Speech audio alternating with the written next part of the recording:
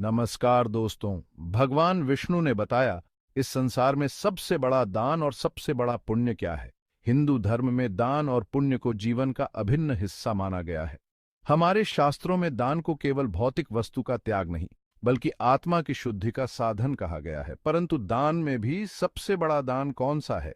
पुण्य के अनेक प्रकारों में सबसे बड़ा पुण्य क्या है? इन गूढ़ प्रश्नों का उत्तर भगवान विष्णु ने अपने भक्तों को दिया। आज की इस विस्तृत कथा में हम जानेंगे कि भगवान विष्णु ने इस संसार में सबसे बड़ा दान और सबसे बड़ा पुण्य क्या बताया और कैसे उनकी इस शिक्षा ने मनुष्यों को एक आदर्श जीवन जीने का मार्ग दिखाया। दान और पुण्य का महत्व हमारे जीवन में क्या है, यह समझना अत्यंत आवश्यक है। हमारे शास्त्रों में इसे आत्मा की शुद्धि और समाज की भलाई का साधन बताया गया है। हाँ, दान और पुण्य का महत्व केवल भौतिक वस्तुओं के त्याग में नहीं है, बल्कि यह आत्मा की शुद्धि और मानवता की सेवा का माध्यम है। जब हम सच्चे मन से दान करते हैं, तो हम अपनी आत्मा को शुद्ध करते हैं और समाज में एक सकारात्मक परिवर्तन लाते हैं। अब हम जानेंगे कि सबसे बड़ा दान और सबसे बड़ा पुण्य क्या है। भगवान विष्णु ने कहा कि सबसे बड़ा दान विद्या का दान है और सबसे बड़ा पुण्य सत्य का पालन करना है। विद्या का दान हमें अज्ञानता से मुक्त करता है और सत्य का पालन हमें धर्म के मार्ग पर चलने के लिए प्रेरित करता है। दान का अर्थ केवल भौतिक वस्तुओं का त्याग नहीं है, बल्कि यह आत्मा की शुद्धि का साधन है। सबसे बड़ा दान विद्या का दान है, क्योंकि यह अज्ञानता को दूर करता है और ज्ञान का प्रकाश फैलाता है। और सबसे बड़ा पुण्य क्या है प्रभु? सबसे बड़ा पुण्य सत्य का पालन करना है। सत्य हमें धर्म के मार्ग पर चलने के लिए प्रेरित करता है और हमारे जीवन को सही दिशा देता है। भगवान विष्णु की यह शिक्षा हमें बताती है कि सच्चा दान और पुण्य वही है जो आत्मा की शुद्धि और समाज की भलाई के लिए किया जाए। इन सिद्धांतों को अपनाकर हम एक आदर्श जीवन जी सकते हैं। एक बार नारद मुनि बैकुंठ धाम में भगवान विष्णु के दर्शन करने पहुंचे। नारद, जो अपने तीखे और गूढ़ प्रश्नों के लिए प्रसिद्ध थे, ने भगवान विष्णु से पूछा, हे भगवान, यह संसार अनेक प्रकार के दान और पुण्य से भरा हुआ है, लेकिन क्या आप मुझे यह बताएंगे कि इन सब में सबसे बड़ा दान कौन सा है और सबसे बड़ा पुण्य क्या है? भगवान विष्णु मुस्कुराए और बोले, हे नारद, यह प्रश्न सरल नहीं है। इसका उत्तर समझने के लिए मैं तुम्हें एक कहानी सुनाता हूं। इस कहानी से तुम्हें यह ज्ञान मिलेगा कि दान और पुण्य का असली अर्थ क्या है। यह कहानी एक धर्मपरायण राजा सुदर्शन की है। राजा सुदर्शन न केवल अपने पराक्रम और शासन के लिए प्रसिद्ध थे, बल्कि अपने दान पुण्य के लिए भी विख्यात थे। उन्होंने अपने जीवन में अनगिनत अन्नदान, वस्त्रदान और धनदान किए थे, लेकिन उनके मन में एक प्रश्न हमेशा उठता था, क्या यह दान ही सबसे बड़ा दान है और सबसे बड़ा पुण्य क्या है? एक दिन राजा ने अपने गुरुदेव से यह प्रश्न किया। गुरुदेव ने कहा, हे राजन, यह प्रश्न इतना सरल नहीं है। इसका उत्तर केवल भगवान विष्णु ही दे सकते हैं।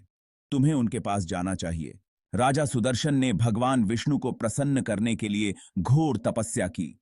उनकी तपस्या से प्रसन्न होकर भगवान विष्णु प्रकट हुए। राजा ने उनके चरणों में प्रणाम किया और अपनी जिज्ञासा व्यक्त की। उन्होंने कहा, हे प्रभु, मैंने जीवन भर अनेक प्रकार के दान और पुण्य किए हैं, लेकिन मैं यह समझ नहीं पा रहा कि इन सब में सबसे बड़ा दान और सबसे बड़ा पुण्य कौन सा है। कृपया मेरी शंका का समाधान करें। भगवान विष्णु ने कहा, हे राजन, इस प्रश्न का उत्तर समझने के लिए तुम्हें मेरी एक लीला का अनुभव करना होगा। इसके माध्यम से तुम स्वयं दान और पुण्य का सार समझ जाओगे। राजा सुदर्शन को दो साधुओं की कथा सुनाई। पहला साधु एक बड़े धनवान परिवार से था। उसने अपनी संपत्ति से अनेक बड़े दान किए। उसने अनगिनत मंदिर बनाए, हजारों लोगों को धन और अन्न दान किया, लेकिन उसके मन में अहंकार भरा हुआ था। वह सोचता था कि उसके जैसे दानी इस संसार में बहुत कम हैं। उसने अपने दान का बखान करते हुए कहा, मैंने इतना दान किया है कि यह संसार सदैव मेरा ऋणी रहेगा। दूसरा साधु अत्यंत निर्धन था।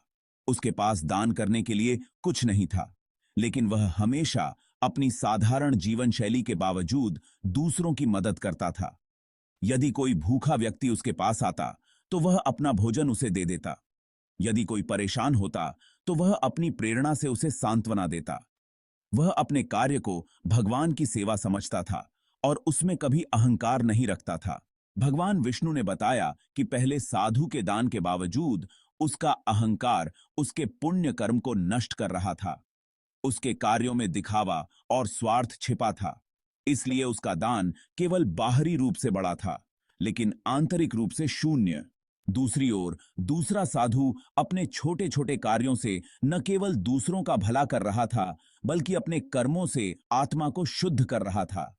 उसका निस्वार्थ भाव और सेवा का भाव उसे सच्चा पुण्यवान बना रहा था। भगवान विष्णु ने राजा से कहा, हे राजन, इस संसार में सबसे बड़ा दान अन्नदान है। जब तुम किसी भूखे को भोजन कराते हो तो वह जीवन दान के समान है। इससे बड़ा कोई दान नहीं है। उन्होंने आगे कहा, सबसे बड़ा पुण्य प्राण रक्षा है।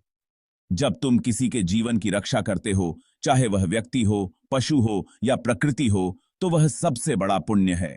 जीवन का सम्मान करना और दूसरों की सेवा करना ही सच्चे धर्म का पालन है। भगवान विष्णु ने राजा को यह भी समझाया कि दान और पुण्य तभी सार्थक होते हैं जब उन्हें निष्काम भाव से किया जाए। यदि दान में स्वार्थ, अहंकार या दिखावा हो तो वह पुण्य नहीं बनता। सच्चा दान वही है जो निस्वार्थ हो, और सच्चा पुण्य वही है जो किसी को जीवन या शांति प्रदान करे। भगवान विष्णु के उपदेश सुनने के बाद राजा सुदर्शन ने अपने जीवन में बड़ा बदलाव किया। उन्होंने केवल धन और वस्त्र दान करने के बजाय अपनी प्रजा के भूखे लोगों को भोजन प्रदान करने का संकल्प लिया। उन्होंने अपने राज्य में ऐसी व्यवस्थाएं की कि कोई भी व्यक्ति भूखा न सोए।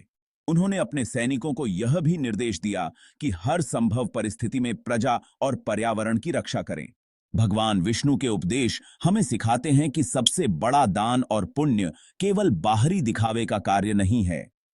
यह आत्मा की शुद्धि और निस्वार्थ सेवा का साधन है। सबसे बड़ा दान अन्नदान, यह हमें दूसरों को जीवन जीने की शक्ति देता है। सबसे बड़ा पुण्य प्राण रक्षा, यह हमें दूसरों के जीवन को बचाने का सौभाग्य प्रदान करता है। यदि हम इन शिक्षाओं को अपने जीवन में अपनाएं तो न केवल हमारा जीवन सार्थक बनेगा, बल्कि हम दूसरों के लिए भी प्रेरणा बनेंगे। यही भगवान विष्णु का संदेश है और यही इस कथा का सार है।